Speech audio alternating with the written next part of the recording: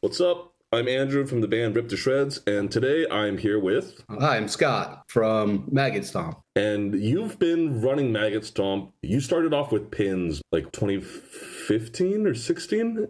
I think it was 17 because it was right around the time my son was born. I'm going to have a newborn. I'm going to have plenty of free time. Why not just start doing something else with my life, you know? You got into putting out some of the local bands like Encoffinized or Mortal Wound shortly after that. But actually, you've been involved in the underground for way longer than that, right? Since like 1991, maybe, I started like touring with friends' bands and stuff like that and doing zines and just dabbling in art and graphic design and stuff. Up until early 2000s, I did a small hardcore label for a while. I was broke, always broke. Brandon and we started Nameless Grave maybe 2017. He started it 2017 to put out his own band on tape. Is that Dragar? Yeah, that was Dragar. Dragar. And then it took like a year or two before he was like, hey, Andrew, I want to start making CDs. It's expensive to do it for me all on my own. And that's when he asked me to hop in. And then we started signing other bands and then putting a lot of stuff out. When did you guys make that jump putting out all these full lengths? I was doing the pins and I was doing a lot of graphic design for Head Split Records, like doing all his tape layouts for a couple of years. During that time, my buddy Larry, he was always hanging out and he's like, man, I really want to do like a death metal label. So he had a small like tape label and I was just, dude, just do a death metal label then. And he's like, I don't know how. What's to know? You just got to contact bands and, yo, let me put out your tape. So I was like, dude, watch, let's just do it.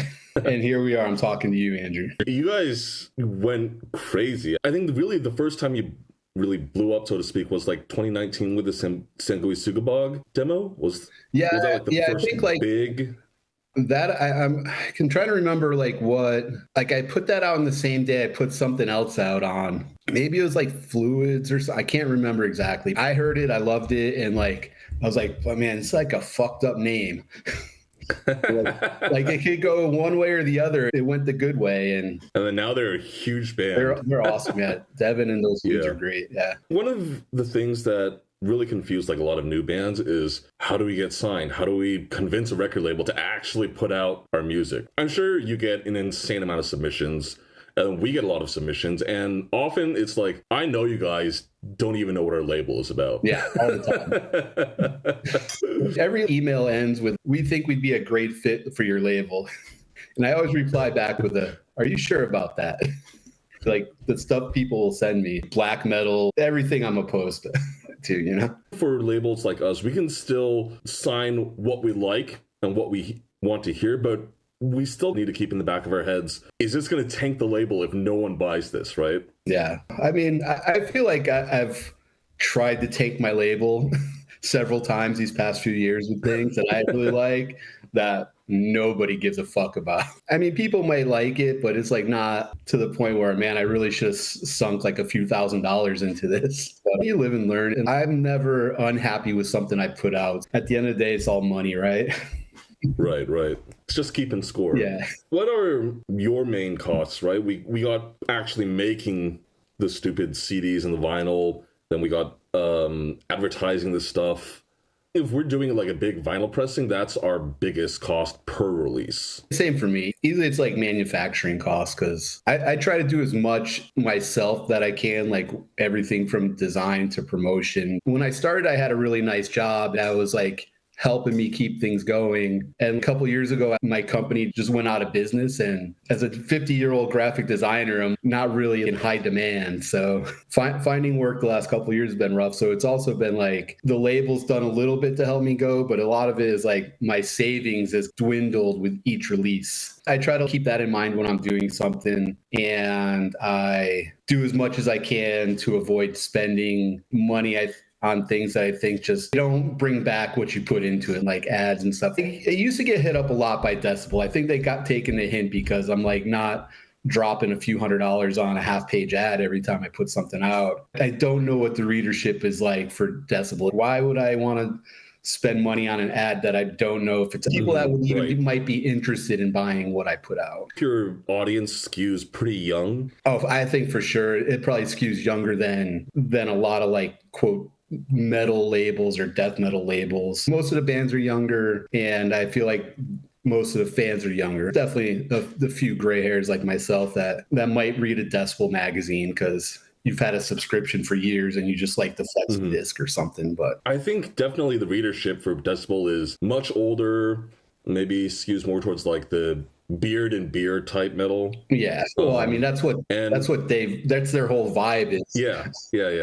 Brandon and I need to be able to offer things like Andrew can actually mix and master your record as part of like our deals to entice bands to come to us. Right. Do you still need to be able to offer any kind of like assistance when bands are like, hey, we want to make a record, we've got this demo, but we can't put together enough scratch to actually do an album? I try to, when I can, offer like money for whether it's recording. Mastering, I usually pony up, especially when I'm doing vinyl. I'll either get Will from Dead Air. Oh, Will Killingsworth. Yeah, Will. Right. He's great. And he'll do a lot of mastering and like make shit like DDPs for me and that kind of stuff. Or Brad at Audio Siege does a lot. Oh yeah, Brad's also great. Yeah. I offer that when bands want it. Whether I can afford it or not, a different story. But I always make stuff work. And yeah, for us, I think it really comes down to like how badly we want the band, right? I don't think I've ever had to turn anybody down because of like a money issue or anything like that. People aren't going to say, oh, we'll put it out if you do this and this and this. I get a ton of bands that want to do something on the label. You make shit work, whether they have to pay something or I have to pay a little something. And that's out of a desire for them to work specifically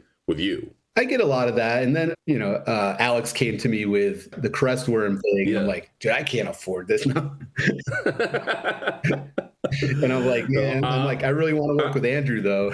I don't care about you, Alex, but I'm really trying to press that Thai drummer, Polak from Ecchymosis, to get him to drum on the next thing, because that dude goes so fucking crazy on drums. And it was basically programmed drums, right? And then, but I know Polak would destroy it and look insane destroying it. So I'm like, I gotta get him on the next demo, man. So once we've actually got these records made, right, we're trading these out with a lot of European labels. But you have Closed Casket as a distributor? Yeah, like I've been friends with Justin for a long time, and like he saw that I was having like growing pains when things started popping off. I live in California. I don't have a huge house or nothing, and trying to find room to store records, store shipping supplies, and have a space to actually put together mail orders. I'm bad with mail order. And he stepped up and was helping me with other things, whether it was like doing digital things or what I should do or not do. He was just somebody I could lean on if I had questions. Then he was getting himself a warehouse space and was just like, hey, I'm going to have extra space. I have to hire like somebody to help me. If you want, have your stuff sent here and I'll help you by selling your stuff. So yeah, like Justin and Closed Casket handle most of my wholesale and mail order now. And like I do little bits here and there, whether it's just through my big cartel or something like. Mm-hmm. Does he distribute also to physical stores? Like he wholesales to like indie record stores and stuff? Yeah, that's like that's really picked up a lot in the last year or so with him, is like he's had somebody else come on and help him do like the back end type of stuff and getting like a separate wholesale like website set up for stores to like log into and just purchase and that kind of stuff. That's sick. Yeah. So whether it's like small record stores could get their own account set up, or bigger distributors like Night Shift or I don't know, Hell's Headbangers, or somebody can grab what they want type of thing. So it's operating like a Revolver or Midheaven in that sense, right? I'm not really familiar with a lot of the big ones, but I assume it's all the same thing, just different scale of right. How much, who's got what, and how much they can grab from one place or what. Yeah, that's something I think Brandon and I aren't really ready. We have someone doing our mail order. Mm-hmm. They live out on the East Coast, so we have all our stock sent to him, and we pay him to do all the shipping and stuff. But we haven't yet gone to the point where we got small record stores making wholesale orders from us. So that's where we're trying to expand next. But it's really unpredictable. Everything's so random now. It's like you don't know what people want to hear. People want to buy CDs anymore, or tapes or records. And the cost of everything just keeps going astronomical, whether it's bands on tour selling records for $35 or, man, I grew up like when everything was $3.50 postage paid for a 7-inch.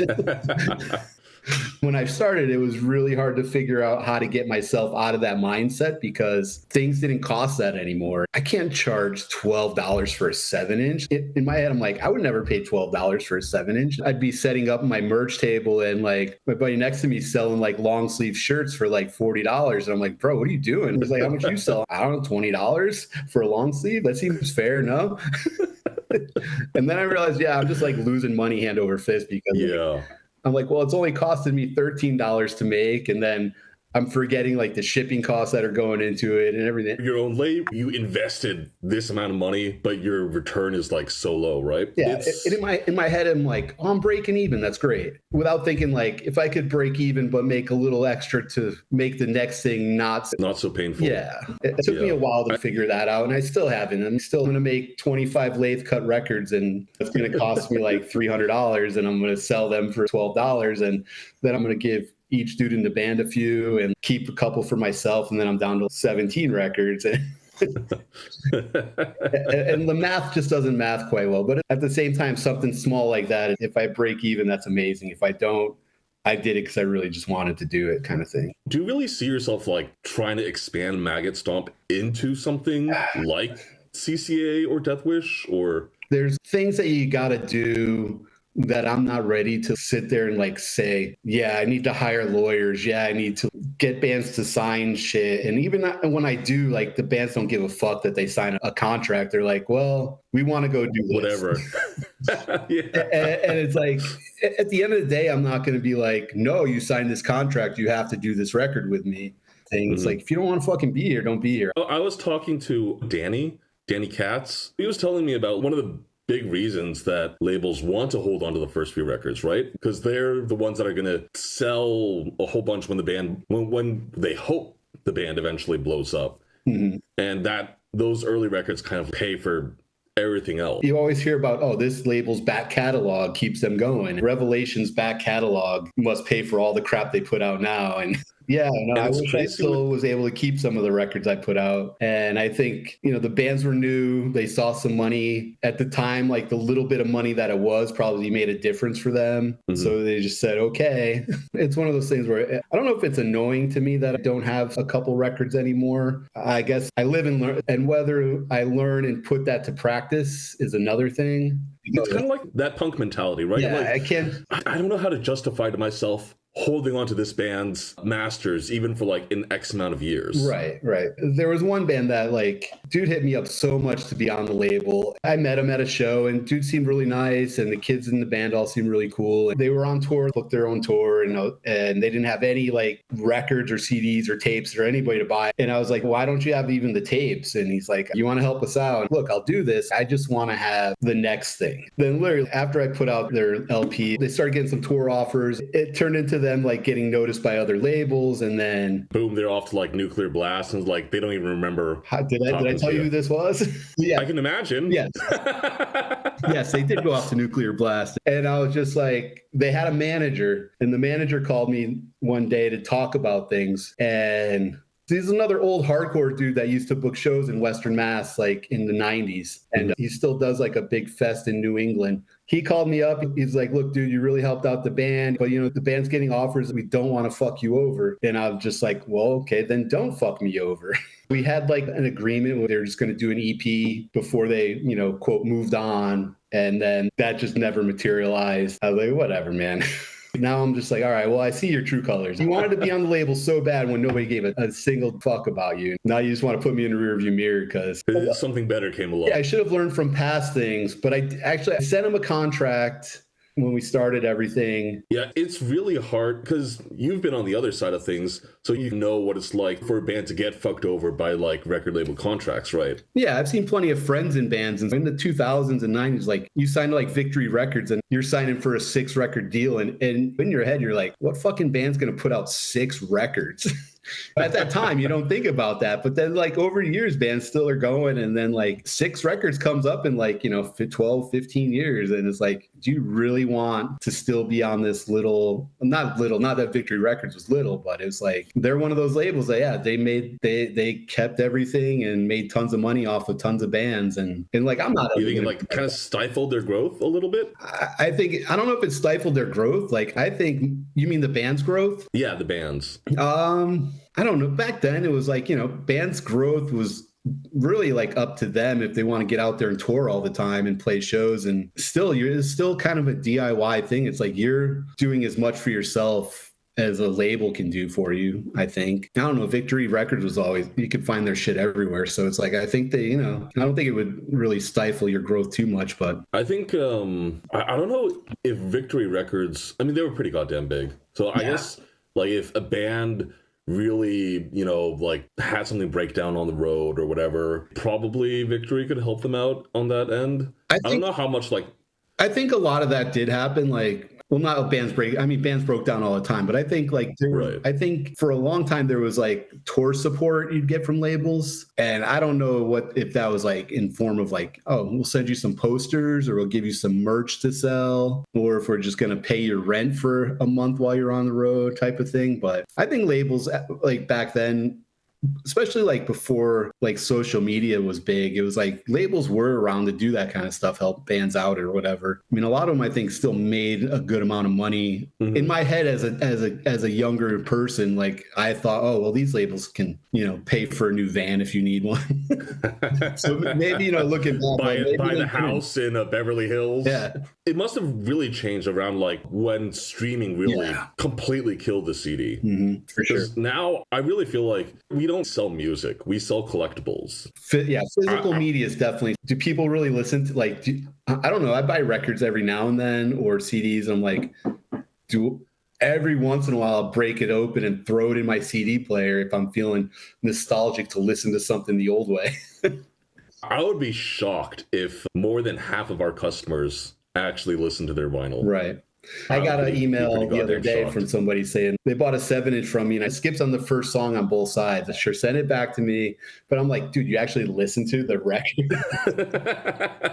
I mean, there's always a Punisher who does. It's okay. It's a little bit too wavy. I'd rather somebody listen to the record and be annoyed that it, quote, skips than somebody who just shoves it on their shelf and never opens it up to see. Just take a picture of it for Instagram and then you put it in your collection and that's it. Yeah. I mean, we're all guilty of it, right? Yeah. I haven't listened to anything I bought except on YouTube. With all these revenue streams for labels and bands dying, really the last place that bands can really make money is selling merch at shows.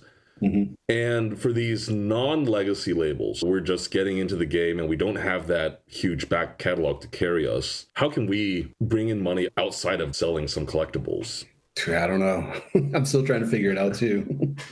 When I need money, which is a lot, I'm like trying to do like new interesting merch ideas, or even just do new tote bags, or I'll do new t-shirts for myself, or just sell some test presses.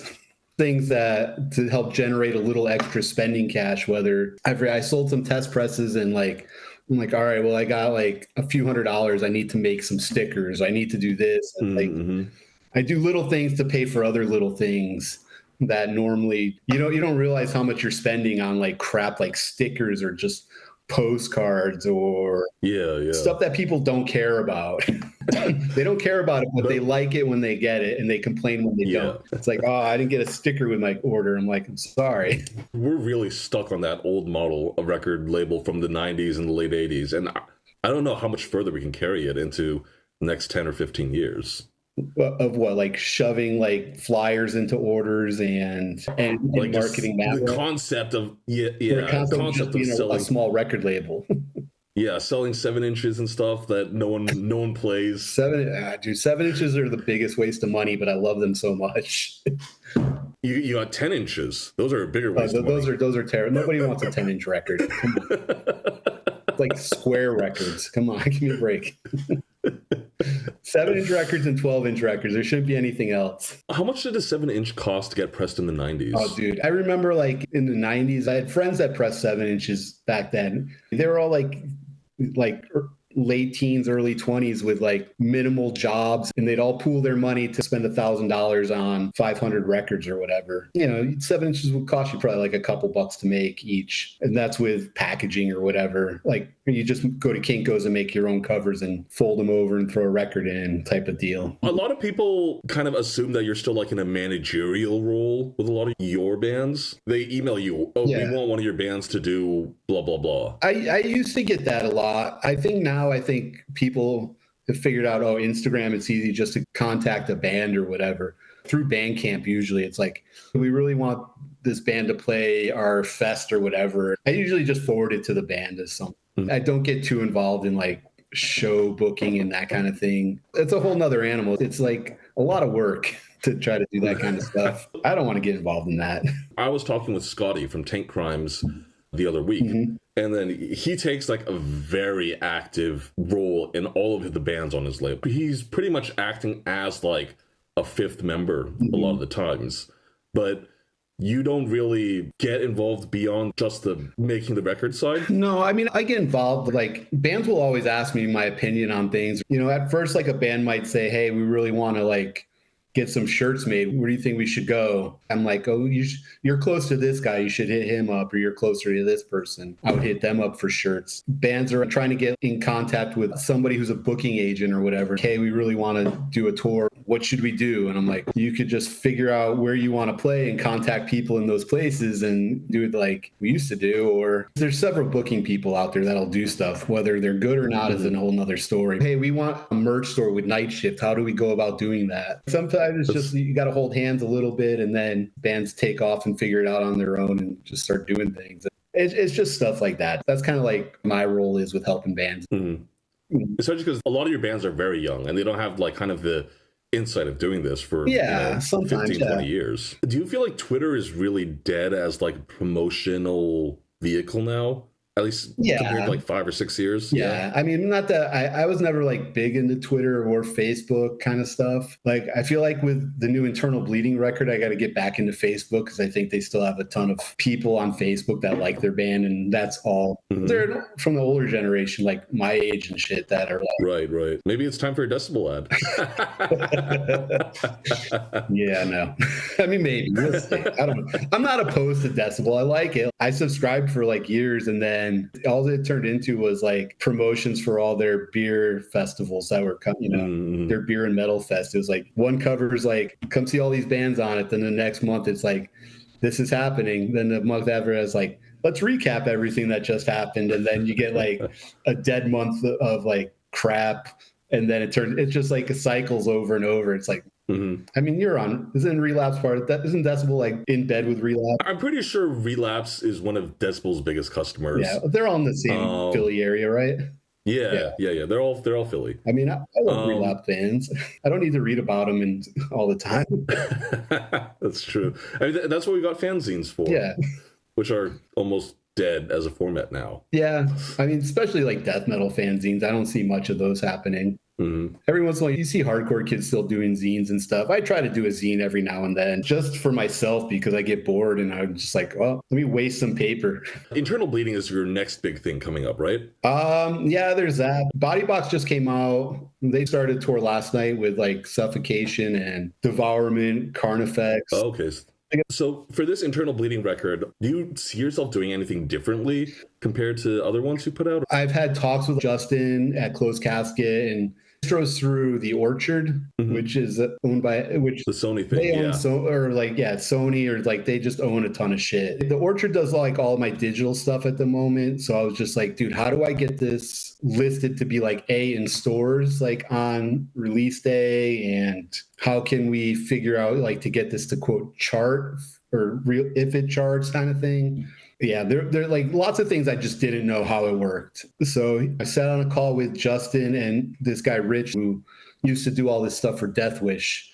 And he was like, here's what you need to do. And if you wanted to do this, you have to have everything A, B, and C done by this kind of date, which is like months before like you want to release the record. You're telling me I have to have records fully packaged and done and sitting in a box more than 2 months before I could start selling any of them.